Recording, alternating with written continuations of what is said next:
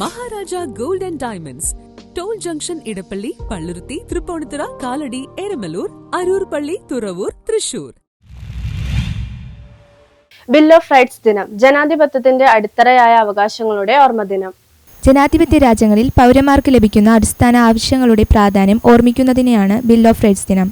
1791 December 15 American ഭരണഘടനയിലെ ആദ്യത്തെ 10 ഭേദഗതികൾ ഉൾക്കൊള്ളുന്ന ബിൽ ഓഫ് റൈറ്റ്സ് ഔദ്യോഗികമായി അംഗീകരിക്കപ്പെട്ടത്.